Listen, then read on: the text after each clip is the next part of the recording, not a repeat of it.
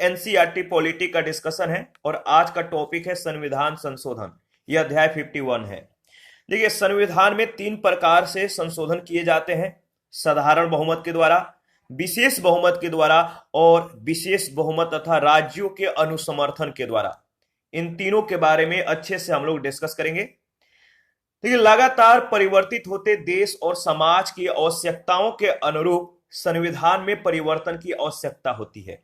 इसीलिए सामाजिक और आर्थिक तथा राजनैतिक परिवर्तनों को ध्यान में रखते हुए प्रत्येक संविधान में संशोधन की व्यवस्था आवश्यक हो जाता है, ताकि संविधान को परिवर्तित परिस्थितियों के अनुकूल बनाया जा सके। देखिए, संविधान में दो प्रकार से संशोधन हो सकता है, एक अनौपचारिक, दूसरा औपचारिक, इनफॉर्मल और फॉर्मल। अनौपचारिक का मतलब क्या है?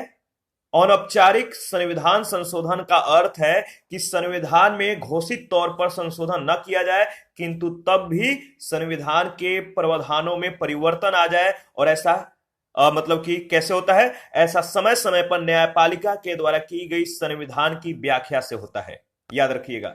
दूसरे वर्ग में वे संविधान संशोधन शामिल हैं जिन्हें औपचारिक संविधान संशोधन कहा जा सकता है। इसका संबंध संविधान को संशोधित करने की उस प्रक्रिया से है जो संविधान में ही लिखी गई है, संविधान में इसका जिक्र किया गया है। भारतीय संविधान निर्माता विश्व के संघात्मक संविधानों के संचालन की कठिनाइयों से पूर्णतः अवगत थे। इनको इनके बारे में पता था, इसीलिए उन्होंने संविधान संशोधन के लिए जो है अत्यधिक लचीली या कठोर प्रक्रिया को अस्वीकार करते हुए मध्यम मार्ग का जो है अनुसरण किया। भारतीय संविधान में संशोधन की जो प्रक्रिया है, यह दक्षिण अफ्रीका के संविधान से ग्रहण की गई है। यहां से कई बार प्रश्न पूछे गए हैं कि जो संविधान में संशोधन की जो प्रक्रिया है किस देश से लिया गया है, किस देश के संविधान से लिया गया है? तो दक्षिण अफ्रीका के संविधान से इसको लिया गया है। याद रखिएगा। भारतीय संविधान के भाग 20 जो संशोधन का जो प्रक्रिया है वो किस भाग में दिया गया है, किस अनुच्छेद में दिया गया है? याद रखिएगा, भाग 20 के अंतर्गत अनुच्छेद 368 में संविधान संशोधन की शक्ति और प्रक्रिया का विस्तृत तौर पर जो है इसका उपबंध किया गया है, उसमें उल्लेख किया गया है। भारतीय संविधान में संशोधन की जो शक्ति है वो संसद को प्रदान की गई है, पार्लियामेंट को दी गई है। संसद की संविधान संशोधन की जो शक्ति है, जो पावर है, वो निर्बाध नहीं है, बल्कि यह न्यायिक पुनरावलोकन के यानी जुडिशियल रिव्यू के अधीन है। याद रखिएगा, जो भारतीय संविधान में संशोधन की जो शक्ति है वो किसको प्रदान किया गया है? पार्लियामेंट को दिया गया है, संसद को प्रदान की गई है। और संसद की जो संविधान संशोधन की जो शक्ति है वो निर्बाध नहीं है, यानी यह जुडिशियल रिव्यू के अधीन है। और सर्वोच्च न्यायालय ने केशवानंद भारती बनाम केरल राज्य विवाद 1973 में, इस केस को ध्यान में रखिएगा, कई बार पूछे गए हैं। जो 1973 का जो केस था वो किससे संबंधित था? केशवानंद भारती बनाम केरल राज्य से। और इसमें संविधान के बेसिक स्ट्रक्चर यानी आधारभूत ढांचे का जो है मतलब सिद्धांत को प्रतिपादित किया गया था। बेसिक स्ट्रक्चर को सिद्धांत जो था इसको दिया गया था इस केस में, और जिसके अनुसार न्यायपालिका ऐसी किसी भी विधि या संशोधन को असंवैधानिक घोषित कर सकती है जो संविधान के आधारभूत ढांचे यानी जो बेसिक स्ट्रक्चर है, इसको ध्यान में रखिएगा, आधारभूत ढांचे का उल्लंघन करती है। तो अगर बात करें तो देखिए, जो संविधान है, संविधान के जो आधारभूत ढांचे हैं, इसका अगर उल्लंघन होता है तो इसको जो है मतलब कि खारिज किया जा सकता है, जहां तक उसके बेसिक स्ट्रक्चर में इंटरफेयर होता है। यानी संसद संविधान के किसी भी भाग में संशोधन कर सकती है, लेकिन संविधान के जो मूल ढांचे हैं, जो बेसिक स्ट्रक्चर है, इसमें किया गया जो संशोधन होगा वो अवैध माना जाएगा, सही नहीं माना जाएगा। संविधान संशोधन के तीन प्रकार हैं, तीन प्रक्रिया हैं। इन तीनों प्रक्रियाओं के बारे में हम लोग अच्छे से डिस्कस करेंगे। पहला है साधारण बहुमत के द्वारा संशोधन, दूसरा है विशेष बहुमत के द्वारा संशोधन, और तीसरा है विशेष बहुमत और राज्यों के अनुसमर्थन के द्वारा संशोधन। सबसे पहले सिंपल जो मेजोरिटी है, जो साधारण बहुमत है, इसके द्वारा संशोधन किस तरह से किया जाता है, इसके बारे में हम लोग डिस्कस करेंगे। देखिए, संविधान के जिन उपबंधों के अनुच्छेद 368 के अंतर्गत संविधान संशोधन से नहीं है, उनमें संशोधन के लिए अत्यंत लचीली प्रक्रिया अपनाई गई है, यानी जिसका संबंध आर्टिकल 368 के अंतर्गत संविधान संशोधन से नहीं है। इस संशोधन में अत्यंत लचीली प्रक्रिया को जो है अपनाया गया है और ऐसे उपबंधों में संशोधन करने के लिए संसद का साधारण बहुमत यानी दोनों सदनों में उपस्थित और मत देने वाले सदस्यों के आधे से अधिक की सहमति ही पर्याप्त होती है। साधारण बहुमत से संशोधन किए जाने वाले जो कुछ उपबंध हैं इसको ध्यान में रखिएगा। जैसे पहला अनुच्छेद 2, अनुच्छेद 3 और अनुच्छेद 4। अनुच्छेद यानी आर्टिकल 2, 3 और 4 संसद को विधि के द्वारा यह अधिकार देते हैं कि वह भारतीय संघ में नए राज्यों को शामिल कर सकेंगे तथा राज्यों की सीमा परिवर्तन के द्वारा नए राज्यों का निर्माण कर सकेंगे। अनुच्छेद 75, अनुच्छेद 97, अनुच्छेद 125, अनुच्छेद 165 और अनुच्छेद 221(2) द्वितीय अनुसूची में परिवर्तन की अनुमति देते हैं। आर्टिकल 105(3) जो है संसद के द्वारा पारित किए जाने पर संसदीय विशेषाधिकारों की व्यवस्था करता है। और अनुच्छेद 106 के अनुसार अगर बात करें तो याद रखिएगा, संसद के द्वारा पारित किए जाने पर संसद सदस्यों के वेतन और भत्तों की व्यवस्था करता है। आर्टिकल 120(2) के अनुसार अगर बात करें तो संसद के द्वारा किसी नई व्यवस्था के न किए जाने पर 15 वर्षों के उपरांत अंग्रेजी को जो है संसदीय भाषा के रूप में छोड़ने की जो है व्यवस्था करता है। अनुच्छेद 124(1) के अनुसार अगर बात करें तो इसमें यह व्यवस्था किया गया है कि संसद के द्वारा किसी व्यवस्था के न होने तक उच्चतम न्यायालय में 7 न्यायाधीश होंगे। आर्टिकल 135 में संसद को सर्वोच्च न्यायालय के अधिकार क्षेत्र में परिवर्तन करने की शक्ति देता है। अनुच्छेद 169(1) के अनुसार अगर बात करें तो कुछ शर्तों के साथ विधान परिषदों को भंग करने की व्यवस्था करता है। अनुच्छेद 239 संघ राज क्षेत्रों के लिए मंत्री परिषद का सृजन करता है, यूनियन टेरिटरीज। याद रखिएगा, अनुच्छेद 239 जो है यह संघ राज क्षेत्रों के लिए मंत्री परिषद का सृजन करता है। देखिए, ऐसे उपबंधों का संशोधन अनुच्छेद 368 के अंतर्गत नहीं किया जाता है। संविधान के विभिन्न हिस्सों में कुछ ऐसे आर्टिकल या उपबंध हैं जिनमें स्पष्ट किया गया है कि उनमें किया गया कोई भी संशोधन अनुच्छेद 368 के अंतर्गत संशोधन नहीं समझा जाएगा।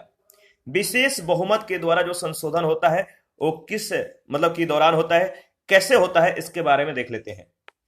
संविधान के अधिकतर जो उपबंध है विशेष बहुमत स्पेशल मेजोरिटी के द्वारा संशोधित किए जाते हैं। विशेष बहुमत के द्वारा संशोधन किया जाता है। जिन उपबंधों का संबंध भारत के फेडरल स्ट्रक्चर से है, संघीय ढांचे से है, उन्हें छोड़कर अनुच्छेद 368 के अंतर्गत संशोधन माने जाने वाले शेष सभी उपबंध इसी वर्ग में शामिल हैं।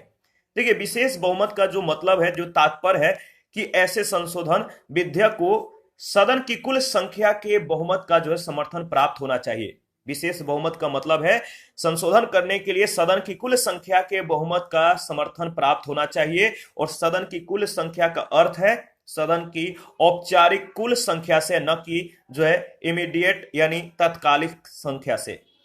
प्रत्येक सदन में उस विधेयक को उपस्थित तथा मतदान करने वाले सदस्यों में से कम 2/3 सदस्यों का जो है समर्थन प्राप्त होना चाहिए। याद रखिएगा, जो विशेष बहुमत का मतलब है जो संशोधन करना है तो उसमें पहला जो कंडीशन है कि सदन की जो कुल संख्या है इसके बहुमत का समर्थन प्राप्त होना चाहिए। और सदन की कुल संख्या का मतलब है सदन की औपचारिक कुल संख्या से, न कि तत्कालिक संख्या से। दूसरा जो कंडीशन है, प्रत्येक सदन में उस विधेयक को उपस्थित तथा मतदान करने वाले सदस्यों में से कम 2/3 सदस्यों का समर्थन प्राप्त होना चाहिए। उपस्थित और मतदान करने वाले सदस्यों का अर्थ है कि यदि कुछ सदस्य मत विभाजन के समय उपस्थित हो किंतु मतदान में हिस्सा न ले तो 2/3 की गणना करने के लिए उन्हें शामिल नहीं किया जाएगा। ठीक है। अनुच्छेद 61 के अंतर्गत अगर बात करें तो राष्ट्रपति पर लगाए गए महाभियोग के प्रस्ताव को स्पष्ट विशिष्ट बहुमत यानी संसद के प्रत्येक सदन की कुल सदस्य संख्या के कम से कम 2/3 2/3 बहुमत के द्वारा पारित होना चाहिए। जबकि संविधान संशोधन विधेयक को विशेष बहुमत यानी संसद के प्रत्येक सदन की कुल सदस्य संख्या का बहुमत तथा उपस्थित और मतदान करने वाले सदस्यों का 2/3 बहुमत आवश्यक होता है। यहाँ पे समझने की कोशिश कीजिएगा, जो आर्टिकल 61 है इसके अंतर्गत अगर बात करें तो राष्ट्रपति पर जो महाभियोग लगाया जाता है, महाभियोग के जो प्रस्ताव हैं, इस पर स्पष्ट विशिष्ट बहुमत यानी इस पर जो है इसके लिए संसद के प्रत्येक सदन की कुल सदस्य संख्या के कम से कम 2/3 बहुमत के द्वारा पारित होना जो है जरूरी है महाभियोग के प्रस्ताव पर। ठीक है, जबकि जो संविधान संशोधन विधेयक है इसमें विशेष बहुमत का मतलब है जो संसद है, जो पार्लियामेंट है, पार्लियामेंट के प्रत्येक सदन के कुल सदस्य संख्या का बहुमत और उपस्थित तथा मतदान करने वाले सदस्यों का 2/3 बहुमत जो है आवश्यक होता है। विशेष बहुमत और राज्यों का अनुसमर्थन के द्वारा जो संशोधन होता है इसके बारे में देख लेते हैं। देखिए, ऐसे विषय, ऐसा सब्जेक्ट जो संविधान में वर्णित संघात्मक व्यवस्था से संबंधित है, उनमें संशोधन करने की प्रक्रिया सर्वाधिक जटिल बनाई गई है। ऐसे विषयों से संबंधित संविधान संशोधन विधेयक को सर्वप्रथम संसद के प्रत्येक सदन के द्वारा उपस्थित और मत देने वाले सदस्यों के कम से कम 2/3 बहुमत के द्वारा पारित किया जाना चाहिए, और यह भी आवश्यक है कि ऐसा बहुमत उस सदन की कुल संख्या के बहुमत से अधिक हो। तो जो कंडीशन है विशेष बहुमत के द्वारा जो और जो विशेष बहुमत और राज्यों का जो अनुसमर्थन के द्वारा जो संशोधन होता है, इसमें पहला जो कंडीशन हो जाता है कि ऐसा विषय हो जो संविधान में वर्णित संघात्मक व्यवस्था से संबंधित हो और उनमें संशोधन करने की जो प्रक्रिया है वो सर्वाधिक जटिल बनाई गई है। इसीलिए विशेष बहुमत और राज्यों के अनुसमर्थन के द्वारा संशोधन जो है एक विशेष कह सकते हैं या सर्वाधिक जटिल कह सकते हैं हो जाता है। और ऐसे विषयों से संबंधित संशोधन जो होता है विधेयक को सर्वप्रथम सदन के मतलब जो सदन होता है संसद के प्रत्येक सदन के द्वारा उपस्थित और मत देने वाले सदस्यों के कम से कम 2/3 बहुमत के द्वारा पारित किया जाना चाहिए, और यह भी आवश्यक हो जाता है कि ऐसा बहुमत उस सदन के कुल संख्या के बहुमत से अधिक हो। दूसरा, संसद के दोनों सदनों के द्वारा पारित किए जाने के बाद वह विधेयक राज्य विधानमंडलों को भेजा जाएगा, जहां से कम 50%, याद रखिएगा, जहां से कम 50% राज्य विधानमंडलों के द्वारा इस विधेयक पर समर्थन जो है समर्थन प्रस्ताव पारित करना आवश्यक है। 50%, ठीक है, तो इसको ध्यान में रखिएगा। कम से कम, जहां से कम 50% राज्य विधानमंडलों के द्वारा इस विधेयक पर समर्थन प्रस्ताव पारित करना आवश्यक है, और उपयुक्त प्रक्रिया पूर्ण होने के बाद ही वह संविधान संशोधन विधेयक राष्ट्रपति के पास स्वीकृति के लिए भेजा जाएगा। विशेष बहुमत और राज्यों के अनुसमर्थन के द्वारा होने वाले संशोधन के अंतर्गत आने वाले जो विषय हैं, देख लेते हैं कि किस किस विषय को विशेष बहुमत और राज्यों के अनुसमर्थन की आवश्यकता होती है संशोधन के लिए। तो अनुच्छेद 54 आर्टिकल 54 जो है इसका संबंध राष्ट्रपति का निर्वाचन से है। इसमें संशोधन करना है तो विशेष बहुमत और राज्यों का अनुसमर्थन जरूरी है। आर्टिकल 55 इसका जो संबंध है राष्ट्रपति के निर्वाचन के प्रक्रिया से। अनुच्छेद 73 संघ की कार्यपालिका शक्ति का विस्तार। अनुच्छेद 162 इसका जो संबंध है राज्यों की कार्यपालिका शक्ति का विस्तार। और अनुच्छेद 241 का संबंध है संघ राज्य क्षेत्रों के लिए उच्च न्यायालय। इन सभी में संशोधन करना है तो विशेष बहुमत और राज्यों का अनुसमर्थन आवश्यक हो जाता है। भाग 5 अध्याय 4 संघ की न्यायपालिका। भाग 6 के अध्याय 5 में राज्यों के उच्च न्यायालय। भाग 11 के अध्याय 1 में संघ और राज्यों के बीच विधायी संबंध। और 7वीं अनुसूची के किसी सूची जैसे संघ सूची, राज्य सूची और समवर्ती सूची में अगर संशोधन करना है तो विशेष बहुमत के साथ साथ राज्यों के अनुसमर्थन जरूरी है। इसके बाद संसद में राज्यों का प्रतिनिधित्व अनुसूची 4 और स्वयं अनुच्छेद 368 जो कि संविधान संशोधन की प्रक्रिया में जो आर्टिकल 368 है इसमें संविधान संशोधन की प्रक्रिया का जिक्र है। इसमें भी अगर संशोधन करना है तो विशेष बहुमत के साथ साथ राज्यों के अनुसमर्थन के द्वारा जो है विधेयक पास होना चाहिए। राज्यों के विधानमंडल के द्वारा संविधान संशोधन विधेयक का अनुसमर्थन साधारण बहुमत से किया जाना आवश्यक होता है। संविधान संशोधन के लिए संयुक्त बैठक का कोई प्रावधान नहीं है, ज्वाइंट सिटिंग नहीं होता है संविधान संशोधन के लिए। इसका जिक्र अनुच्छेद 108 में किया गया है, इसको ध्यान में रखिएगा। संविधान संशोधन के प्रक्रिया के विभिन्न चरण कैसे या कितने चरणों से संशोधन प्रक्रिया जो होता है, संविधान संशोधन की जो प्रक्रिया है कितने चरणों से गुजरता है, इसके बारे में देख लेते हैं।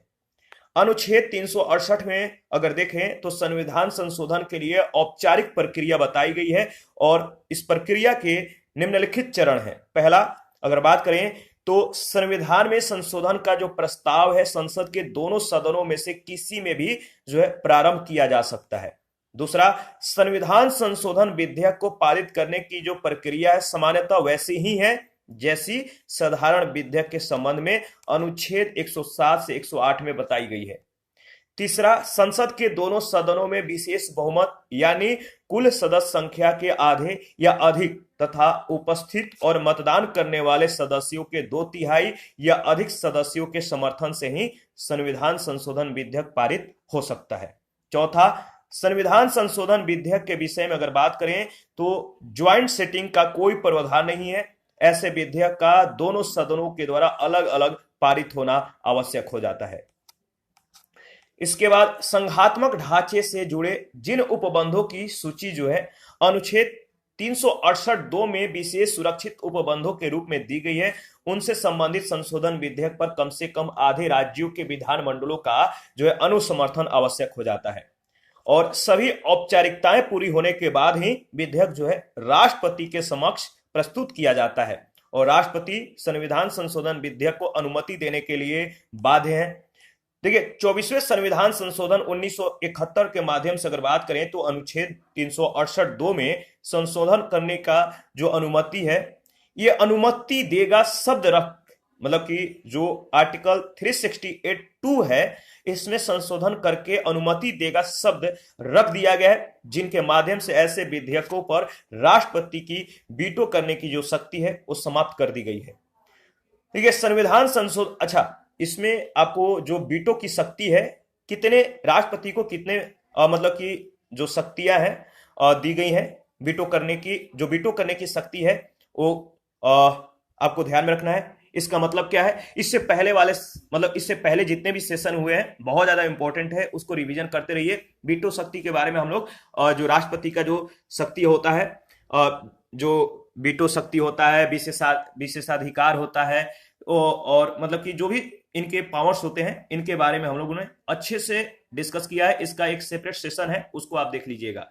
तो संविधान संशोधन विधेयक को प्रस्तुत करने के लिए राष्ट्रपति की पूर्व अनुमति की आवश्यकता नहीं होती है।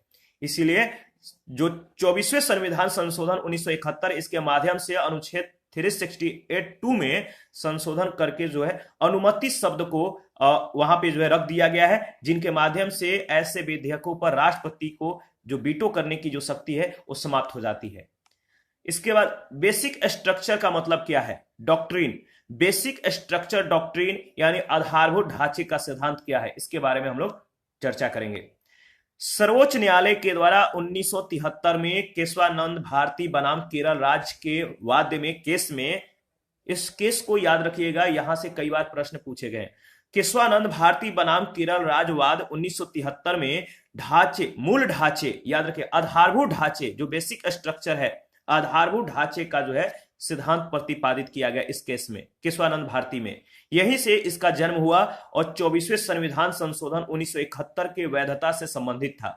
इस मामले में 13 न्यायाधीशों की संवैधानिक पीठ गठित की गई थी। 13 न्यायाधीश थे और इन्होंने निर्धारित किया कि 24वां जो संविधान संशोधन अधिनियम है वो वैध है, किंतु संसद संविधान का संशोधन करके बेसिक स्ट्रक्चर का अतिक्रमण का उल्लंघन नहीं कर सकती है। सर्वोच्च न्यायालय ने विभिन्न मामलों में स्पष्ट कर दिया कि संविधान के जो आधारभूत ढांचे हैं, बेसिक स्ट्रक्चर हैं, इनमें कौन कौन से तत्व शामिल हैं। यह सूची जो है मतलब कि निषेधकारी या अंतिम न होकर केवल उदाहरण के स्वरूप में है।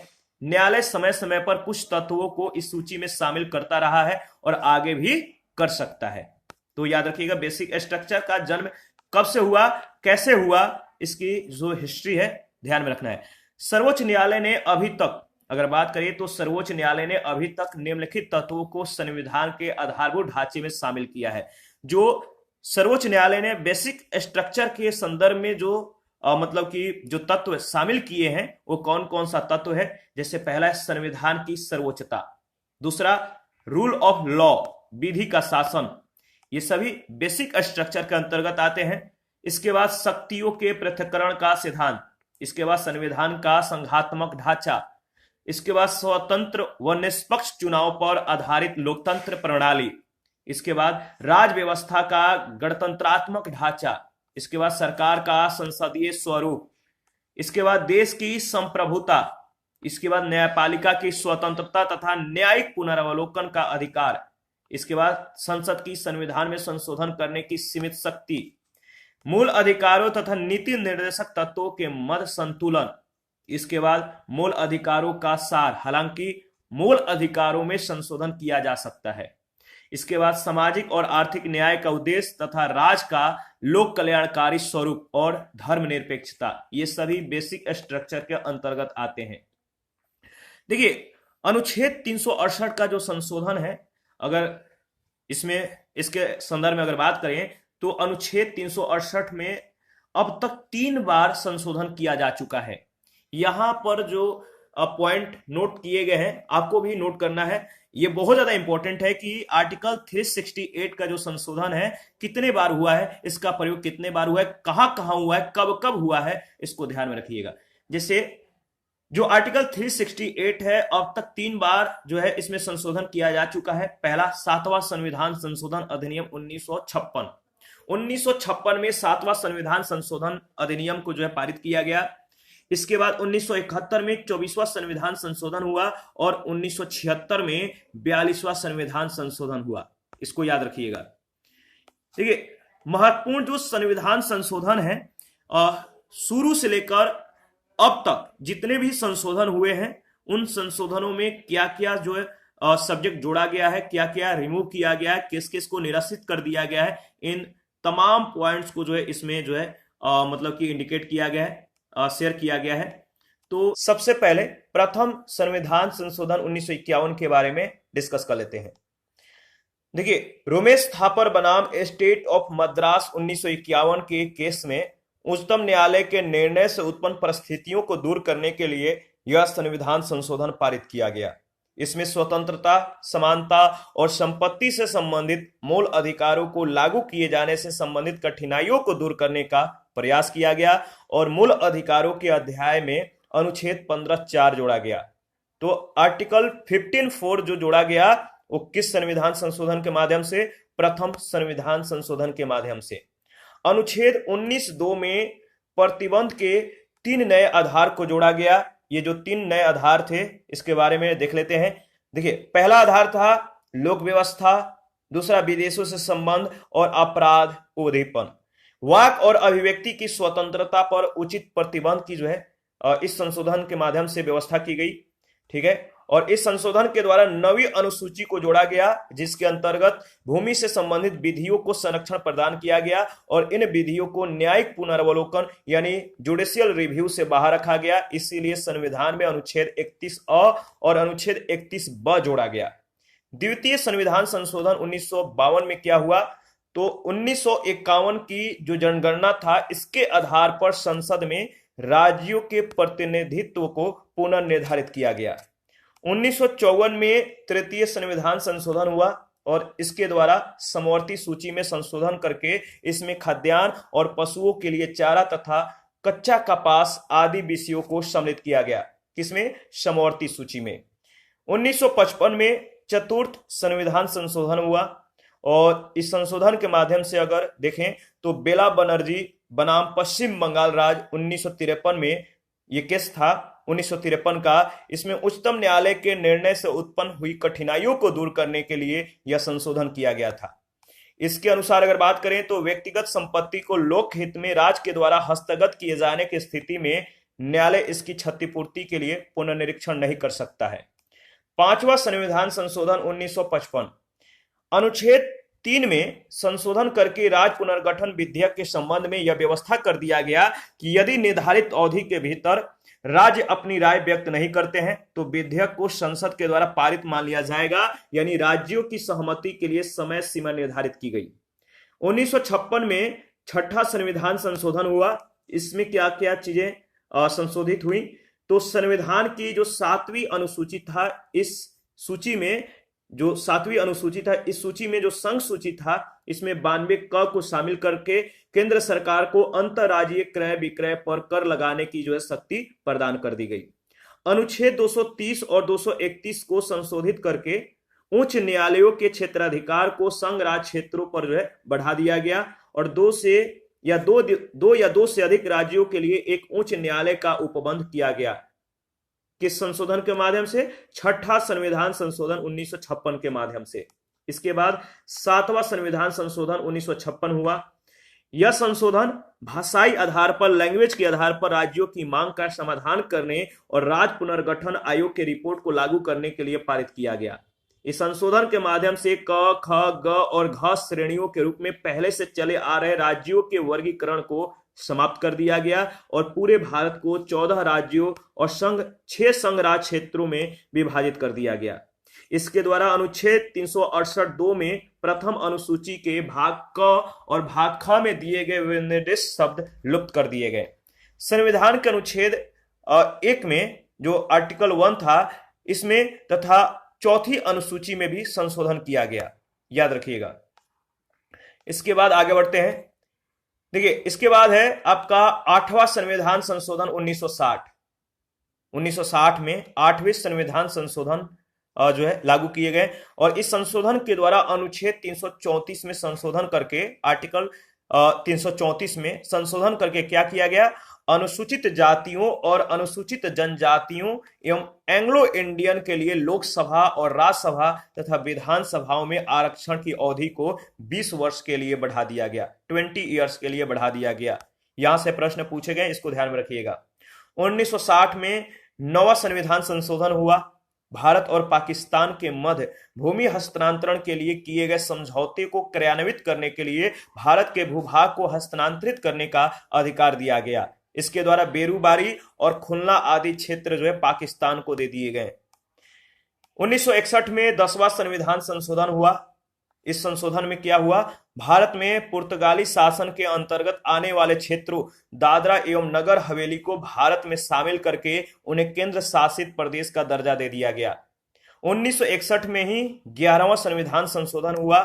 इसके अंतर्गत अगर बात करें तो इसके माध्यम से 11वां संविधान संशोधन के माध्यम से यह प्रावधान किया गया कि राष्ट्रपति या उपराष्ट्रपति के चुनाव को इस आधार पर चुनौती नहीं दी जा सकती है कि निर्वाचक मंडल अपूर्ण है। उपराष्ट्रपति के चुनाव के लिए संसद के दोनों सदनों की संयुक्त बैठक बुलाना आवश्यक है। 1962 में 12वां संविधान संशोधन हुआ और इसके द्वारा गोवा, दमन और दीव को भारत का संघ राज्य क्षेत्र घोषित किया गया। 1962 में ही 13वां संविधान संशोधन हुआ। इसके द्वारा नागालैंड को राज्य के श्रेणी में रखकर संविधान की प्रथम अनुसूची में शामिल किया गया और अनुच्छेद 371 क को संविधान में जोड़कर नागालैंड के संबंध में विशेष प्रावधान किए गए। इसके बाद 1962 में 14वां संविधान संशोधन होता है और पुदुचेरी को, इस संशोधन के माध्यम से पुदुचेरी को भारत का अंग तथा संघ राज्य क्षेत्र में विधानसभा तथा मंत्री परिषद की स्थापना का अधिकार दिया गया। अनुच्छेद 293 क को जोड़कर पुदुचेरी यानी वर्तमान की पौंडीचेरी के लिए विधानसभा तथा मंत्रिमंडल के गठन के लिए प्रावधान किया गया। इसके बाद 1963 में 15वां संविधान संशोधन होता है और इस संशोधन के माध्यम से अगर बात करें तो इसके द्वारा उच्च न्यायालयों की अधिकारिता में वृद्धि की गई और उच्च न्यायालय के न्यायाधीशों की जो सेवानिवृत्ति की आयु 60 वर्ष था, इसको बढ़ाकर 62 वर्ष कर दिया गया। एक नया अनुच्छेद 224 क को जोड़कर उच्च न्यायालय के अवकाश प्राप्त न्यायाधीशों को उच्च न्यायालय में नियुक्ति से संबंधित प्रावधान किया गया। अनुच्छेद 226 में एक नया खंड 1 क जोड़ा गया जिसके अनुसार उच्च न्यायालय किसी सरकारी प्राधिकारी या व्यक्ति के विरुद्ध रिट जारी कर सकता है। इसके बाद 1963 में 16वां संविधान संशोधन होता है। जो 16वां संविधान संशोधन है किस लिए महत्वपूर्ण है? देखिए, संसद और राज्य विधानमंडल के सदस्यों को भारत की अखंडता बनाए रखने के लिए तथा संप्रभुता की रक्षा की शपथ ग्रहण करने से संबंधित प्रावधान किए गए और राज्य की संप्रभुता और अखंडता की रक्षा के लिए राज्य मूल अधिकारों पर तार्किक प्रतिबंध लगा सकता है। किसी भी राज्य के भारत संघ से अलग होने और संघ को भंग करने के प्रयास को अवैध घोषित किया गया। 1964 में 17वां संविधान संशोधन होता है और इसमें क्या किया गया? 9वीं अनुसूची में 44 अधिनियम जोड़े गए तथा संपत्ति के अधिकार को स्पष्ट कर दिया गया। केरल और मद्रास राज्य के द्वारा पारित भूमि सुधार अधिनियमों को संवैधानिक संरक्षण प्रदान किया गया। 1966 में 18वां संविधान संशोधन हुआ। इस संशोधन में क्या क्या चीजें की गई देख लेते हैं। देखिए, 18वें संविधान संशोधन 1966 में अनुच्छेद 3 का जोड़कर यह व्यवस्था कर दी गई कि संसद किसी राज्य या संघ राज्य क्षेत्र के एक भाग का गठन कर सकती है। पंजाब को पुनर्गठित करके पंजाब और हरियाणा राज्य तथा हिमाचल संघ राज्य क्षेत्र की स्थापना की गई 18वें संविधान संशोधन के माध्यम से। अनुच्छेद 3 में यह स्पष्टीकरण जोड़ दिया गया कि राज्य शब्द के अंतर्गत संघ राज्य क्षेत्र भी आते हैं। 1966 में 19वां संविधान संशोधन होता है और 19वें संविधान संशोधन के माध्यम से क्या चीजें होती हैं, तो इसके द्वारा निर्वाचन न्यायाधिकरणों को समाप्त करके यह व्यवस्था कर दिया जाता है कि निर्वाचन से संबंधित विवादों को सीधे उच्च न्यायालय में दाखिल किया जा सकता है। तो निर्वाचन से संबंधित कोई भी विवाद हो तो सीधे उच्च न्यायालय में इसको जो है या इसकी अपील जो है उच्च न्यायालय में की जा सकती है। इसके बाद है 1966 में ही 20वां संविधान संशोधन होता है 20। संविधान में इसके अगर इस संशोधन के माध्यम से अगर बात करें 20वां, तो इसमें क्या हुआ, एक नया अनुच्छेद 233 क को जोड़कर अधिनियमितता के आधार पर नियुक्त कुछ जिला न्यायाधीशों की नियुक्ति को वैधता प्रदान की गई। इसके बाद अगर बात करें तो नेक्स्ट है 21वां संविधान संशोधन 1967।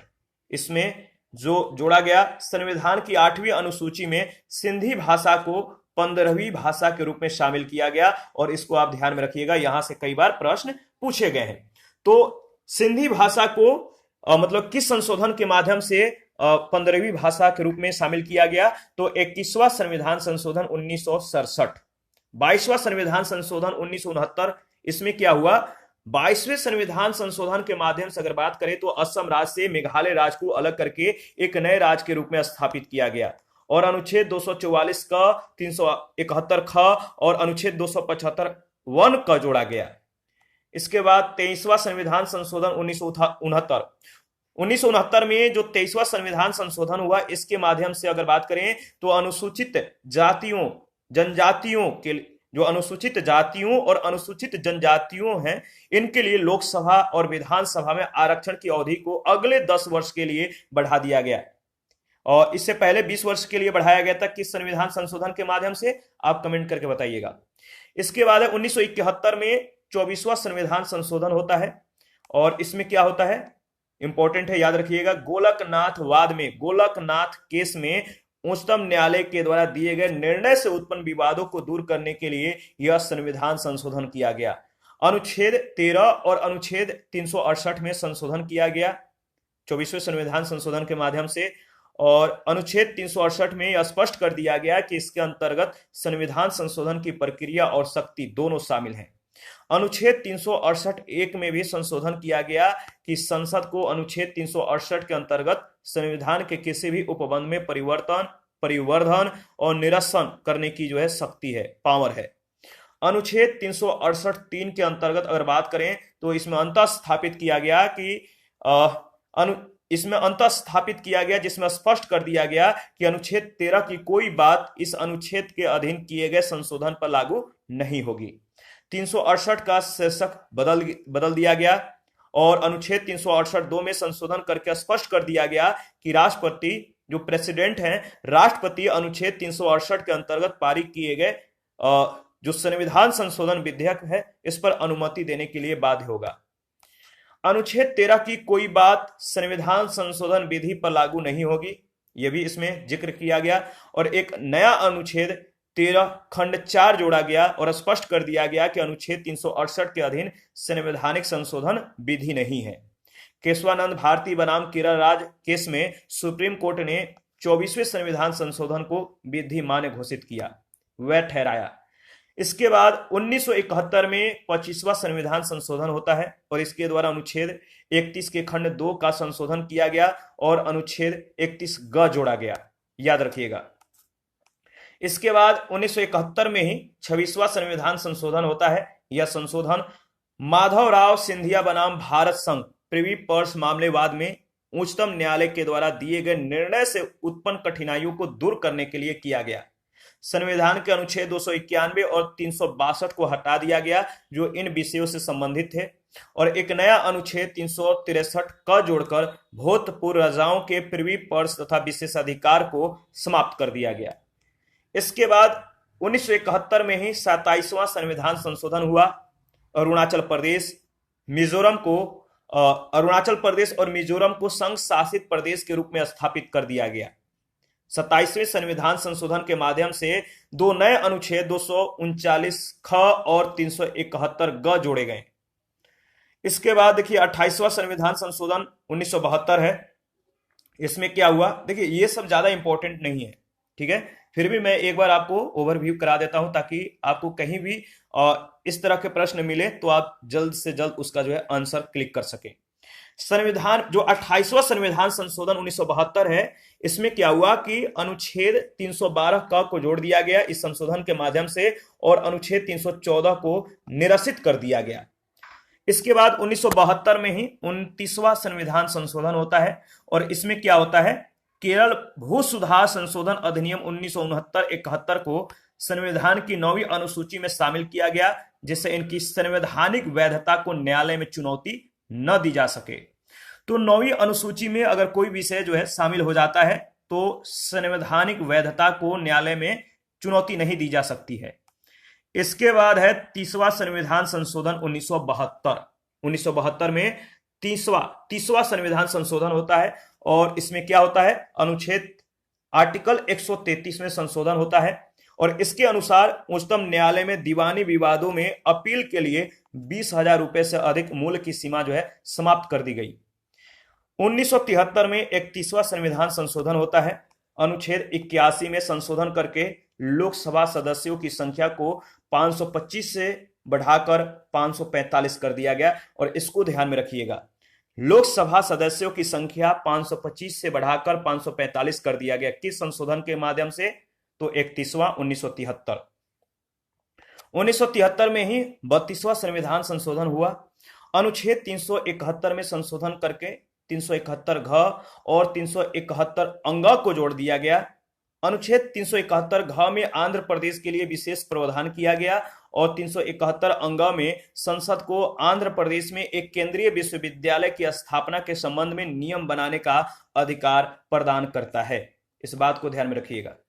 इसके बाद अगर बात करें तो 1974 में 33वां संविधान संशोधन होता है और इस संशोधन के द्वारा अनुच्छेद 101 और अनुच्छेद 190 में संशोधन करके यह व्यवस्था कर दिया जाता है कि संसद या राज्य विधानमंडलों के सदस्यों से बलपूर्वक त्याग पत्र नहीं दिलवाया जा सकता।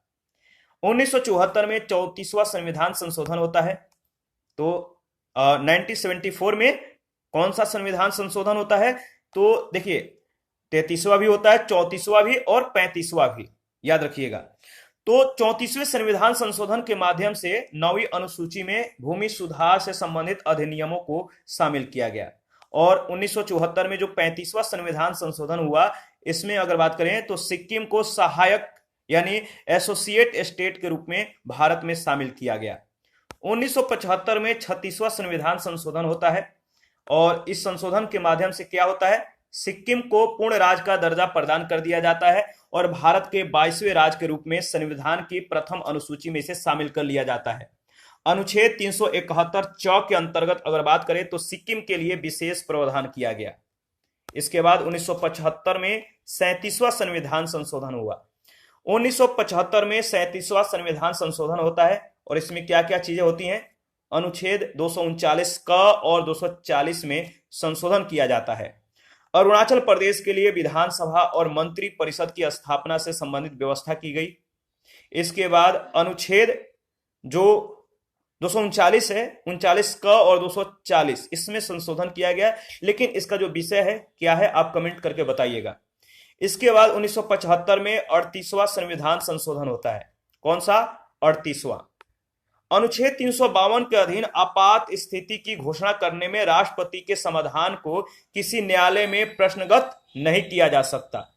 अनुच्छेद 352 में दो नए खंड 4 और खंड 5, अनुच्छेद 356 में खंड 5 और अनुच्छेद 359 में खंड क और अनुच्छेद 360 में खंड 5 जोड़ा गया।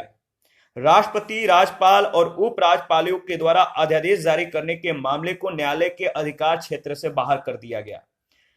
इसके बाद 39वां संविधान संशोधन 1975 होता है। अगर बात करें तो राष्ट्रपति, उपराष्ट्रपति, लोकसभा अध्यक्ष और प्रधानमंत्री के निर्वाचन को न्यायालय में चुनौती नहीं दी जा सकती है। 1976 में 40वां संविधान संशोधन होता है और इस संशोधन के द्वारा 9वीं अनुसूची में कुछ अधिनियम जो है शामिल किए गए। इसके बाद 41वां संविधान संशोधन 1976 होता है।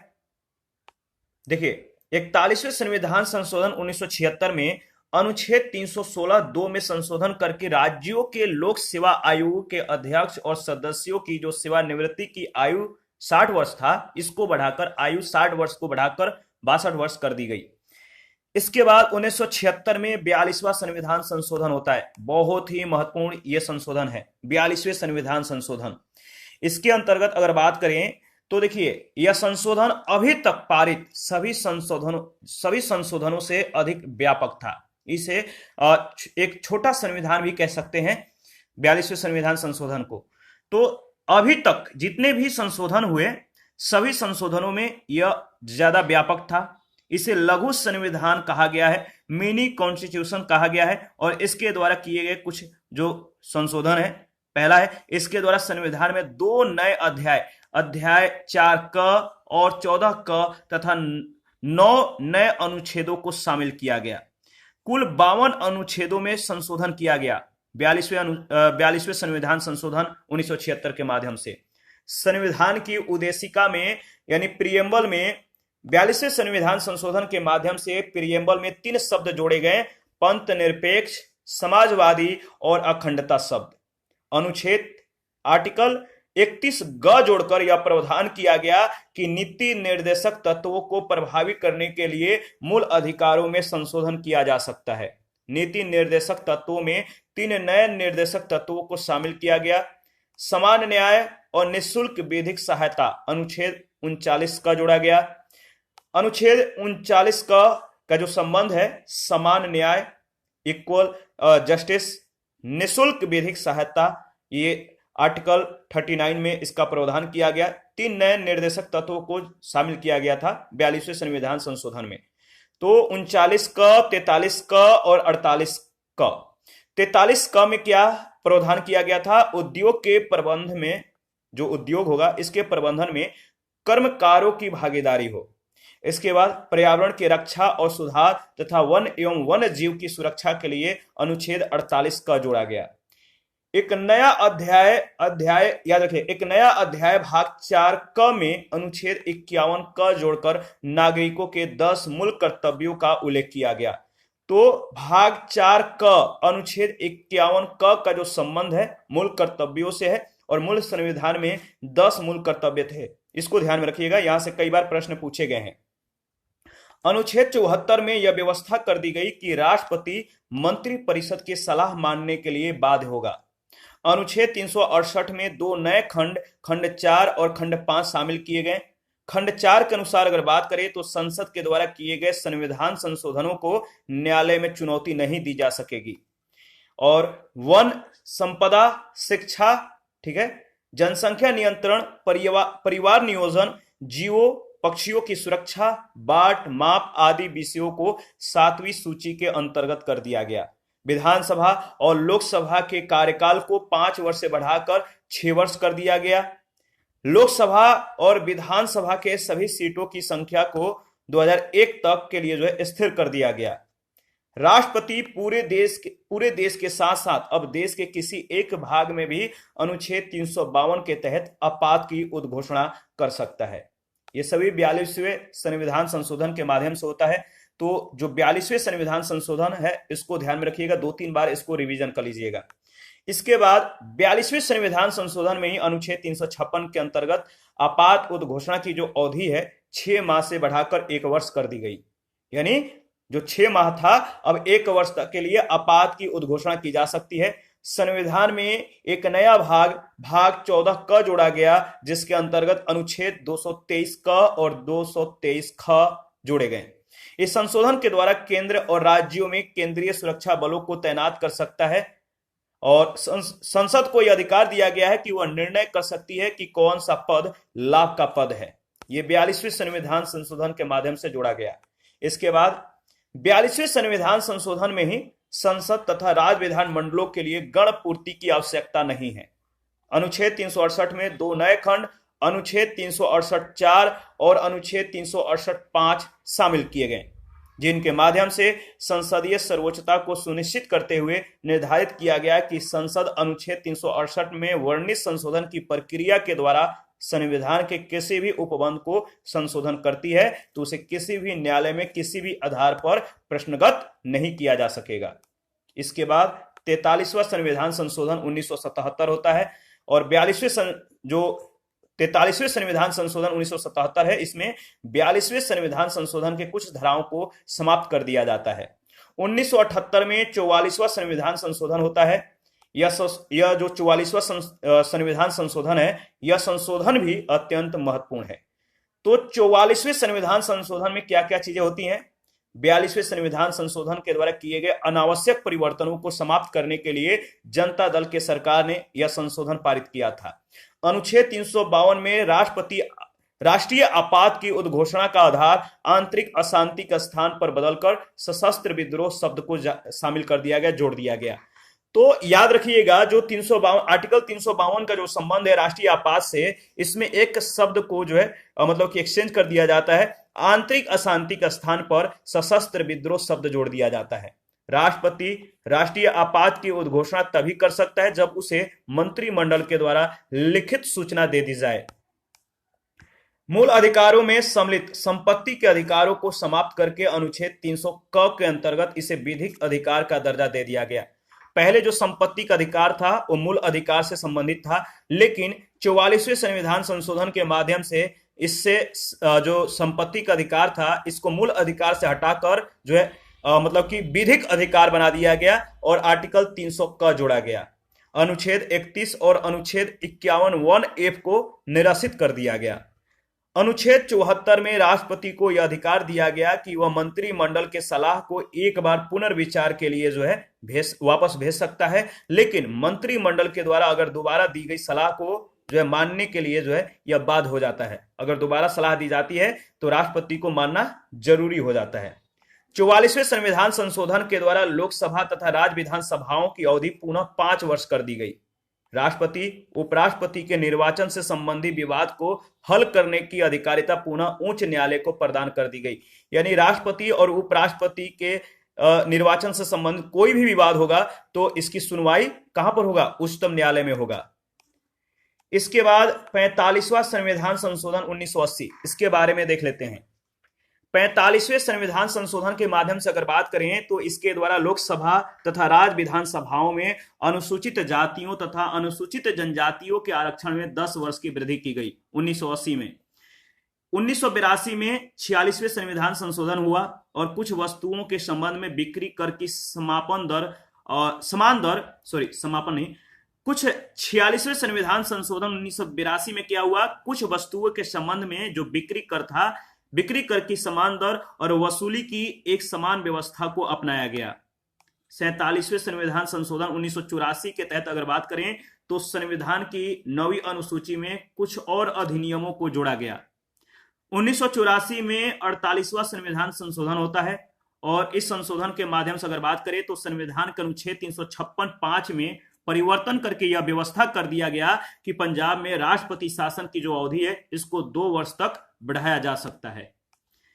इसके बाद 1984 में 49वां संविधान संशोधन होता है, 49वां। इसमें क्या होता है?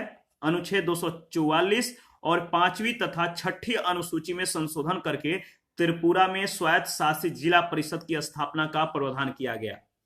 1984 में 50वां संविधान संशोधन होता है और इसमें क्या होता है? 50 यानी 50वां संविधान संशोधन 1984 में अनुच्छेद 33 को पुनः स्थापित करके सुरक्षा बलों को मूल अधिकारों से वंचित किया गया। इसके बाद 1985 में 51वां यानी 51वां संविधान संशोधन होता है और इसमें क्या होता है कि मेघालय नागालैंड, अरुणाचल प्रदेश, मिजोरम की अनुसूचित जनजातियों को लोकसभा में आरक्षण प्रदान किया गया और नागालैंड तथा मेघालय के विधानसभाओं में जनजातियों के लिए आरक्षण की व्यवस्था की गई। 1985 में 52वां संविधान संशोधन होता है।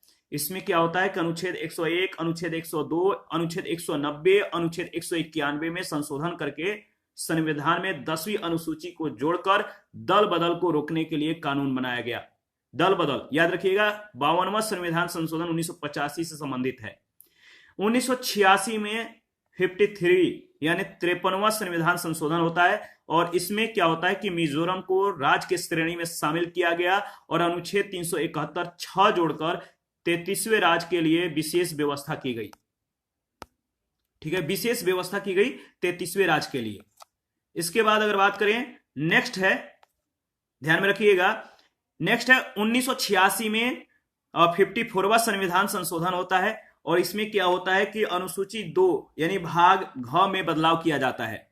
उच्चतम न्यायालय तथा उच्च न्यायालयों के न्यायाधीशों के वेतन तथा सेवा शर्तों में भी सुधार किया गया। 1986 में 55वां संविधान संशोधन होता है और इसमें क्या होता है कि अरुणाचल प्रदेश को भारत के 24वें पूर्ण राज्य का दर्जा दिया गया और अनुच्छेद 371 ज के अंतर्गत इसकी जो है विशेष व्यवस्था की गई। 1987 में 56वां संविधान संशोधन होता है और इस 56वां संविधान संशोधन में क्या होता है कि गोवा को राज्य के श्रेणी में तथा दमन दीव को गोवा से अलग करके संघ राज्य क्षेत्र के श्रेणी में रखा गया। इसके बाद अनुच्छेद 371 झ अंतः स्थापित करके गोवा के लिए 30 सदस्यीय विधानसभा का भी प्रावधान किया गया। 1987 में 57वां संविधान संशोधन होता है और इसमें मेघालय, मिजोरम, नागालैंड तथा अरुणाचल प्रदेश की विधानसभाओं में जनजातियों के लिए आरक्षण की व्यवस्था की गई।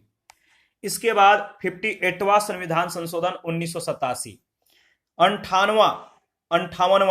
58वां संविधान संशोधन 1987 में क्या होता है कि राष्ट्र को संविधान का प्राणहित हिंदी संस्करण प्रकाशित करने के लिए अधिकृत किया गया।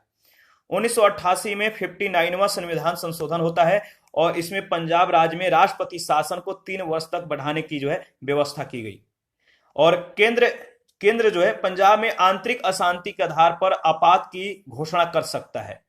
अनुच्छेद 21 के द्वारा प्रदत्त व्यक्तिगत स्वतंत्रता तथा जीवन के अधिकार को राष्ट्रपति केवल पंजाब में ही निलंबित कर सकते हैं। 1988 में 60वां संविधान संशोधन होता है 60 और इसमें क्या संशोधन होता है कि अनुच्छेद 276(2) में संशोधन करके नगर पालिकाओं के द्वारा लगाए जाने वाले कर की अधिकतम सीमा 250 रुपए से बढ़ाकर 2500 रुपए कर दी गई है। इसके बाद 1989 में 61वां संविधान संशोधन होता है और इसमें क्या प्रावधान किया गया। 61वां संविधान संशोधन में अनुच्छेद 326 में संशोधन करके लोकसभा तथा राज्य विधानसभाओं के चुनाव में मतदान करने की न्यूनतम आयु 21 वर्ष से घटाकर 18 वर्ष कर दी गई। यह भी प्रश्न कई बार पूछा गया है कि जो न्यूनतम आयु है मतदान करने की 21 वर्ष, इसको घटाकर 18 वर्ष कर दिया गया है। किस संशोधन के माध्यम से? तो 61वां संविधान संशोधन माध्यम से। 1989 में 62वां संविधान संशोधन होता है और अनुच्छेद 334 में संशोधन करके लोकसभा तथा राज्य विधानसभाओं में अनुसूचित जातियों तथा जनजातियों के आरक्षण में 10 वर्ष की और वृद्धि की गई। 1990 में 63वां संविधान संशोधन होता है और इस संशोधन के माध्यम से 59वें संविधान संशोधन की व्यवस्था को समाप्त कर दिया गया। ठीक है, 59वें संविधान संशोधन में क्या था? तो जो पंजाब से संबंधित था, पंजाब में राष्ट्रपति शासन को 3 वर्ष के लिए बढ़ाने की व्यवस्था की गई थी और केंद्र पंजाब में आंतरिक अशांति के आधार पर आपात की उद्घोषणा कर सकता है। ये जो था 59वें संविधान संशोधन से संबंधित। और एक और चीजें थी, अनुच्छेद 21 के द्वारा प्रदत्त व्यक्तिगत स्वतंत्रता तथा जीवन के अधिकार को राष्ट्रपति केवल पंजाब में ही निलंबित कर सकते हैं। तो 65वें संविधान संशोधन के माध्यम से 59वें जो संविधान संशोधन था इसकी व्यवस्था को समाप्त कर दिया गया। 1990 में 64वां संविधान संशोधन होता है और इसमें क्या किया जाता है? अनुच्छेद 356(4) में तीसरा परंतु शब्द जोड़कर पंजाब के संबंध में आपातकाल की अवधि, अधिकतम अवधि जो है 3 वर्ष की जगह 3 वर्ष 6 माह कर दी गई। ठीक है, 3.5 ईयर्स। इसके बाद 65वां संविधान संशोधन 1990 होता है और इसमें अनुच्छेद 338 में संशोधन करके अनुसूचित जाति और अनुसूचित जनजाति आयोग के गठन का प्रावधान किया गया। इसके बाद 1990 में 66वां संविधान संशोधन होता है।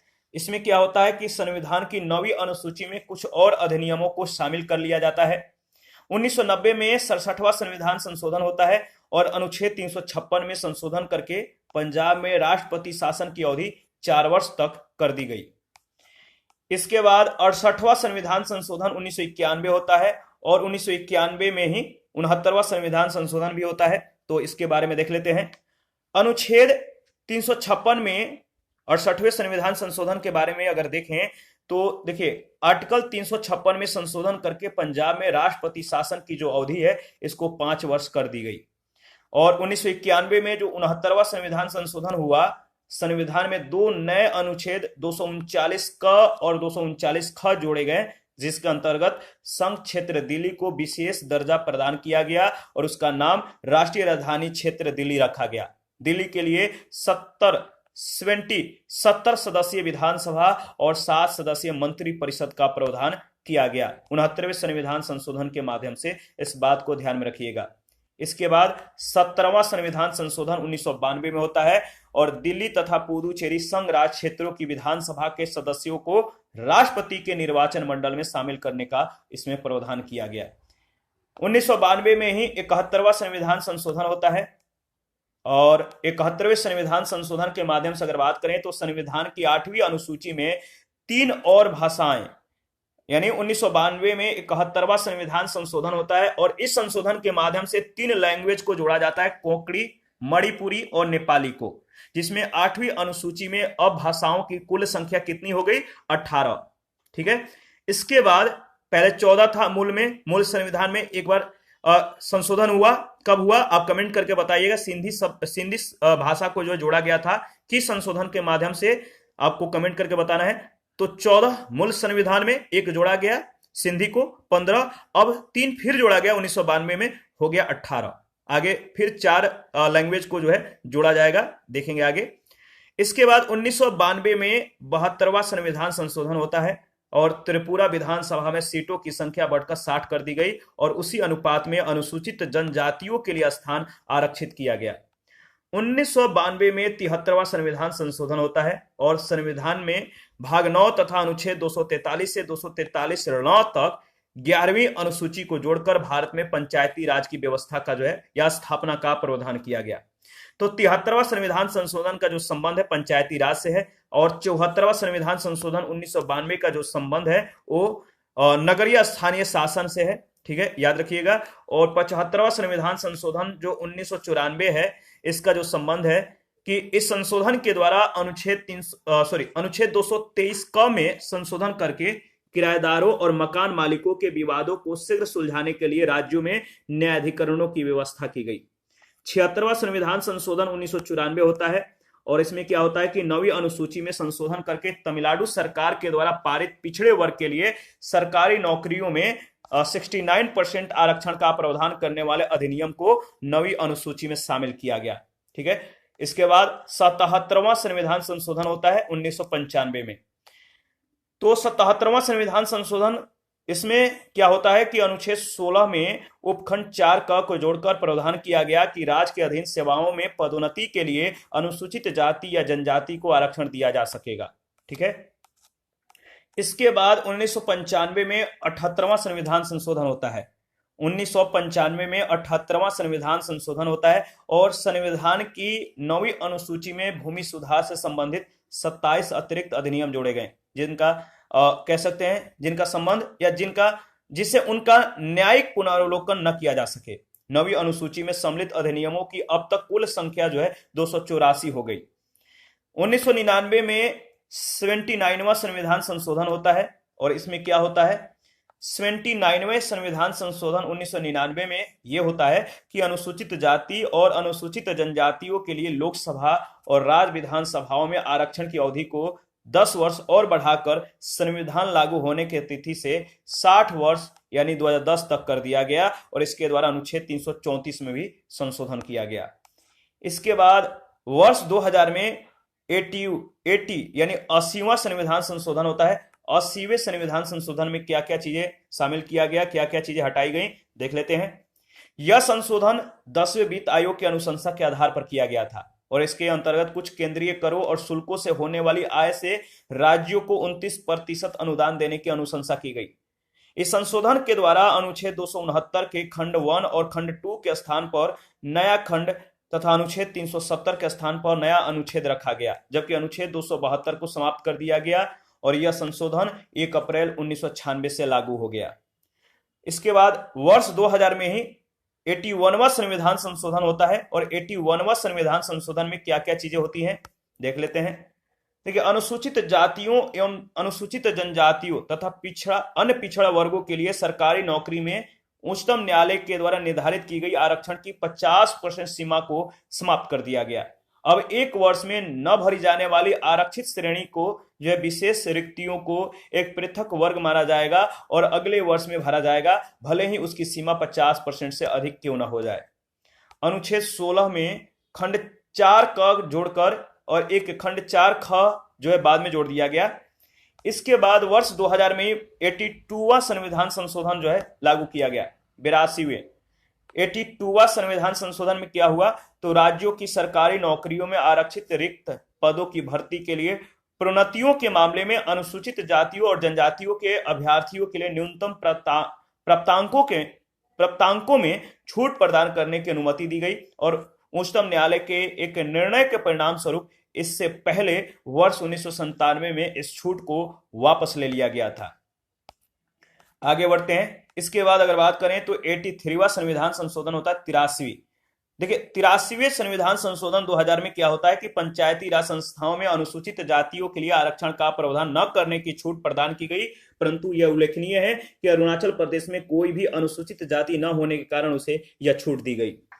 2001 में 84वें संविधान संशोधन होता है 84वां और इसमें क्या होता है कि लोकसभा तथा विधानसभाओं के सीटों की संख्या 2026 तक के लिए मतलब कि बढ़ा दिया गया और 2026 तक कोई परिवर्तन न करने का इसमें प्रावधान किया गया। 2001 में 85वां संविधान संशोधन होता है और इसमें क्या क्या चीजें होती हैं। अनुच्छेद 16 के खंड 4 क में संशोधन करके किसी वर्ग की प्रोन्नति के विषय के स्थान पर किसी वर्ग के प्रोन्नति के मामलों में भूतलक्षी वरिष्ठता जो है रखी गई और इन वर्गों की प्रोन्नति भूतलक्षी जो है 17 जून 1995 से जो है प्रभाव से मानी जाएगी। 2002 में ही 86वां संविधान संशोधन होता है और इसमें क्या होता है, इसको ध्यान में रखिएगा। जो 86वां संविधान संशोधन 2002 होता है, इसमें 6 से 14 वर्ष के बच्चों के लिए अनिवार्य और निःशुल्क शिक्षा को मौलिक अधिकार के रूप में मान्यता देने की व्यवस्था की गई। अनुच्छेद 21 का शामिल किया गया और अनुच्छेद 51 का और अनुच्छेद 45 में भी संशोधन किया गया। अनुच्छेद 51 क में 11वां कर्तव्य जोड़ा गया, यानी अब मूल जो कर्तव्य था 10 था, एक मतलब कि जोड़ा गया, फिर जो है 11वां हो गया एक जोड़ने के बाद। 87वां संविधान संशोधन 2003 में 87 में जो संविधान संशोधन हुए, इसमें क्या हुआ कि लोकसभा और राज्यों के विधानसभाओं के परिसीमन में जनसंख्या का आधार वर्ष 1991 के स्थान पर अब 2001 कर दिया गया। 2003 में 88वां संविधान संशोधन होता है और 88वां जो संविधान संशोधन है, इसका जो संबंध है आपको याद रखना है। अनुच्छेद 268 क को जोड़कर सेवाओं पर कर का प्रावधान किया गया। इसके बाद 2003 में 89वां संविधान संशोधन होता है और इसमें क्या होता है कि अनुच्छेद 338 क को संविधान में शामिल करके अनुसूचित जनजातियों के लिए पृथक राष्ट्रीय आयोग की स्थापना की व्यवस्था की गई। 2003 में 90वें संविधान संशोधन 90वें संविधान संशोधन होता है और इसमें क्या होता है कि असम विधानसभा में अनुसूचित जनजातियों और गैर अनुसूचित जनजातियों का प्रतिनिधित्व बनाए रखते हुए बोडोलैंड टेरिटोरियल काउंसिल क्षेत्र के गैर जनजातीय लोगों के अधिकारों की सुरक्षा का प्रावधान किया गया। इसके बाद 91वां संविधान संशोधन 2003, इसमें क्या हुआ, 91वां संविधान संशोधन 2003 जो हुआ, इस संशोधन में 10वीं अनुसूची में संशोधन करके दल बदल व्यवस्था को और कठोर बनाया गया और अब केवल संपूर्ण दल के लिए विलय को ही मान्यता दी जाएगी। अनुच्छेद 75 और अनुच्छेद 164 में संशोधन करके मंत्री परिषद का आकार भी निश्चित कर दिया गया। केंद्र और राज्यों में मंत्री परिषद की सदस्य संख्या लोकसभा तथा विधानसभा की कुल सदस्य संख्या के 15% से अधिक नहीं होगी। लेकिन जहां सदन की सदस्य संख्या 40 या उससे कम है, वहां यह संख्या अधिकतम 12 होगी। 2003 में 92वां संविधान संशोधन होता है। इसमें क्या क्या संशोधन होता है? तो संविधान की 8वीं अनुसूची में बोडो, डोगरी, मैथिली और संथाली भाषाओं को शामिल किया गया और अब जो है 8वीं अनुसूची में कुल 22 भाषाएं हो गई। 14 इसके बाद सिंधी को जोड़ा गया, 15 हुआ, फिर 3 लैंग्वेज को जोड़ा गया। ये 3 जो लैंग्वेज थे कौन कौन से थे, किस संविधान संशोधन के माध्यम से जोड़ा गया था, कमेंट करके बताइएगा। इसके बाद 2003 में 92वां संविधान संशोधन होता है और 4 लैंग्वेज जोड़े जाते हैं, बोडो, डोगरी, मैथिली और संथाली। देखिए इसके बाद है 2005 में 93वां संविधान संशोधन होता है, 93, ठीक है। और इसमें क्या होता है कि शिक्षण संस्थानों में अनुसूचित जाति या जनजाति और अन्य पिछड़ा वर्गों के नागरिकों के प्रवेश के लिए सीटों के आरक्षण की व्यवस्था संविधान के अनुच्छेद 15 के धारा 4 के प्रावधानों के अंतर्गत की गई। 2006 में 94वां संविधान संशोधन होता है और इसके द्वारा अनुच्छेद 164 के खंड 1 में बिहार राज्य के स्थान पर छत्तीसगढ़ और झारखंड शब्दों को रखा गया है। 2009 में 95वां संविधान संशोधन होता है और इस संशोधन के माध्यम से अगर बात करें तो अनुच्छेद 334 में संशोधन करके लोकसभा और राज्य विधानसभाओं में अनुसूचित जातियों और जनजातियों के लिए चुनावी सीटों के आरक्षण और आंग्ल भारतीय सदस्यों के मनोनयन की व्यवस्था को 26 जनवरी 2010 से अगले 10 वर्ष यानी 2020 तक के लिए बढ़ा दिया गया। 2011 में 96वां संविधान संशोधन होता है और 8वीं अनुसूची में संशोधन करके उड़िया भाषा का नाम बदलकर अब जो है ओडिया कर दिया गया, ठीक है। 2011 में 97वां संविधान संशोधन होता है और इसमें क्या होता है कि सहकारी समितियों को संवैधानिक संरक्षण प्रदान किया गया। तो 97वें संविधान संशोधन के माध्यम से सहकारी समितियों को जो है जोड़ा गया, ध्यान रखिएगा। और इसको मौलिक अधिकार, इस मतलब सहकारी समिति बनाने का जो अधिकार है एक मौलिक अधिकार बना दिया गया और इसका जिक्र अनुच्छेद 19 में किया गया है। राज्यों के नीतियों में एक नए नीति निर्देशक सिद्धांत को सम्मिलित किया गया जिससे सहकारी समितियों को बढ़ावा मिल सके और अनुच्छेद 43 ख भारतीय संविधान में एक नया भाग 9 ख को जोड़ा गया जिसका नाम सहकारी समितियां हैं और इसका जो संबंध है अनुच्छेद 243 य ज से 243 य न तक। इसके बाद 2012 में 98वां संविधान संशोधन होता है और इस संशोधन के माध्यम से संविधान में अनुच्छेद 371 यह जोड़ा गया जो कर्नाटक के राज्यपाल को हैदराबाद कर्नाटक क्षेत्र के विकास के लिए कुछ विशेष शक्तियां प्रदान करता है। जैसे अगर बात करें तो याद रखिएगा, जैसे एक पृथक विकास बोर्ड की स्थापना करना, निधियों का सम्यक आवंटन करना, लोक नियोजन, शिक्षा और व्यवसायिक प्रशिक्षण के लिए क्षेत्र के लोगों को सम्यक अवसर और सुविधाएं प्रदान करना। 2014 में 99वां संविधान संशोधन होता है और इस संशोधन के द्वारा राष्ट्रीय न्यायिक नियुक्ति आयोग का गठन किया गया। हालांकि 2015 में सर्वोच्च न्यायालय ने इसे असंवैधानिक घोषित कर दिया गया। तो 2015 में सर्वोच्च न्यायालय ने जो राष्ट्रीय न्यायिक नियुक्ति आयोग था इसके गठन को असंवैधानिक घोषित कर दिया गया। 2015 में 100वां संविधान संशोधन होता है, 100वां 100 याद रखिएगा। और इस संशोधन के माध्यम से भारत और बांग्लादेश के मध्य भूमि सीमा समझौता है ये लागू होता है और 1974 में द्विपक्षीय भूमि सीमा समझौते के अंतर्गत दोनों के द्वारा कुछ क्षेत्रों की अदला बदली की जाती है जिसमें असम, पश्चिम बंगाल, मेघालय, त्रिपुरा की सीमाएं प्रभावित हुई और इसी संदर्भ में संविधान की पहली अनुसूची में भी संशोधन किया गया। 2016 में 101वां संविधान संशोधन होता है और इस संशोधन में एक नया अनुच्छेद 246 का जोड़ा गया और इसमें प्रावधान किया गया या यह प्रावधान करता है कि संसद और राज्यों की विधानसभाएं दोनों को वस्तु और सेवा कर यानी जो जीएसटी है इसका संबंध जो है 2016 के 101वें संविधान संशोधन से। तो जीएसटी के बारे में याद रखिएगा, ठीक है। और देखिए नया अनुच्छेद 269 का जोड़ा गया, यह प्रावधान करता है कि अंतर्राज्यीय व्यापार के विषय में जीएसटी परिषद की अनुशंसाओं के अनुसार टैक्स केंद्र सरकार के द्वारा लगाए और वसूले जाएंगे, परंतु उनका विभाजन जो होगा केंद्र और राज्यों के बीच किया जाएगा।